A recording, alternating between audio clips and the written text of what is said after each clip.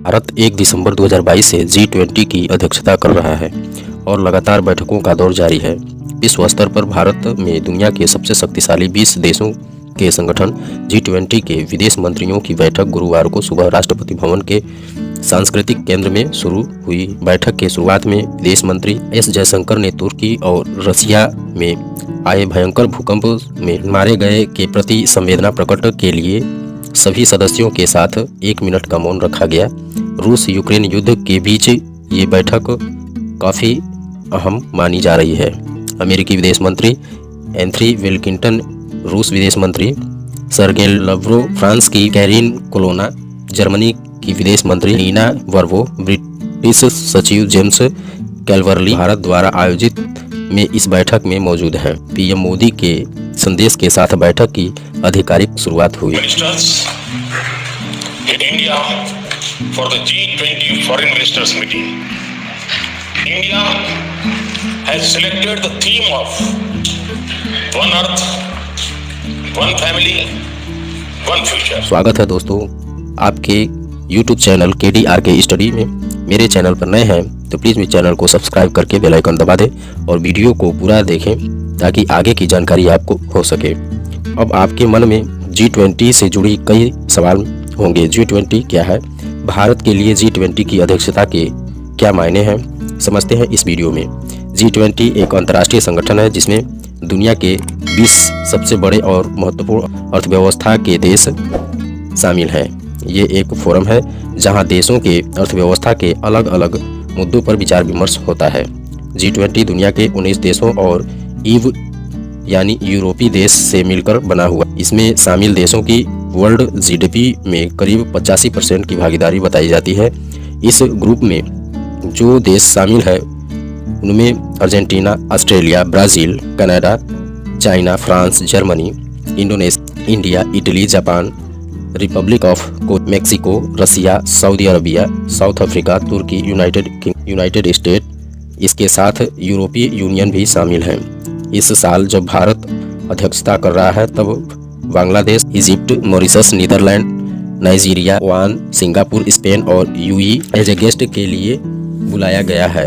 पिछले साल यानी 2022 में इंडोनेशिया ने G20 की अध्यक्षता की। साल 2023 में भारत अध्यक्षता कर रहा है और 2024 में ब्राज़ील के पास G20 अध्यक्षता होगा। अब सवाल ये है कि आखिर G20 की शुरुआत कब और क्यों हुई। तो आप बता दें कि G20 की शुरुआत सन 1999 ईस्वी में हुई। उस समय G20 फाइनेंशियल स्क्रेच के रूप में जाना जाता था और इसे केवल वित्तीय मुद्दों पर विचार विमर्श हुआ करता था।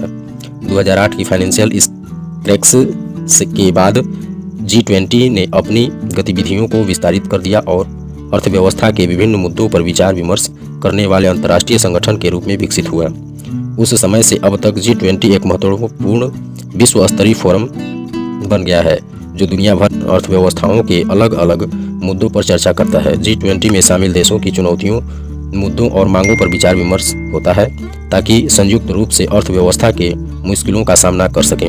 अब ये समझते हैं कि जब भारत G20 की अध्यक्षता कर रहा है तब भारत को इससे क्या फ़ायदा हो सकता है। भारत को G20 की अध्यक्षता मिलना इस बात को दर्शाता है कि भारत वैश्विक ताकतों के बीच वर्ल्ड लीडर बनकर उभर रहा है। बता दें कि हाल ही इंडोनेशिया के बाली में 17वें G20 शिखर सम्मेलन के दौरान भारत को G20 की अध्यक्षता सौंपी गई है। ऐसे ये देशवासियों की जिम्मेदारी है कि इन आशाओं और अपेक्षाओं से कहीं ज़्यादा बेहतर करके दिखाएं। अब यह हमारी जिम्मेदारी है कि भारत की सोच और सामर्थ्य से, भारत की संस्कृति और समाज शक्ति से विश्व को परिचय कराएं। हमारा दायित्व है कि हम अपनी हजारों वर्ष पुरानी संस्कृति की बौद्धिकता और उनमें समाहित आधुनिकता का विश्व का ज्ञानवर्धन कराएं। पीएम ने देश को इस अवसर का उपयोग करने को कहा था। उन्होंने कहा था हमें वैश्विक भलाई पर ध्यान केंद्रित करना चाहिए। G20 की अध्यक्षता हमारे लिए एक बड़े अवसर के रूप में आई है। हमें इसे अवसर का उपयोग करना चाहिए और अंतर्राष्ट्रीय भलाई और विश्व कल्याण पर ध्यान देना चाहिए। शांति हो या एकता, पर्यावरण के प्रति संवेदनशीलता हो या सतत विकास के प्रति चुनौतियों से संबंधित समाधान है। उन्होंने कहा कि एक धरती, एक परिवार, एक भविष्य जो थीम है उस ओपन को दी गई है तो वसुधैव कुटुंबकम को दर्शाती है।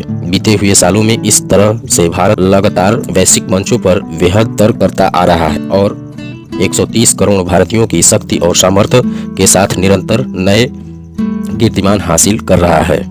तो दोस्तों, अगर आप भारत के निवासी हैं तो इस भारत के विकास में अपना साथ जरूर दें। और दोस्तों, मेरे चैनल पर नए हैं तो प्लीज़ मेरे चैनल को सब्सक्राइब करके बेल आइकन को दबा दीजिए ताकि ऐसे ही वीडियो मैं लाता रहूं। नमस्कार दोस्तों, जय हिंद, जय भारत।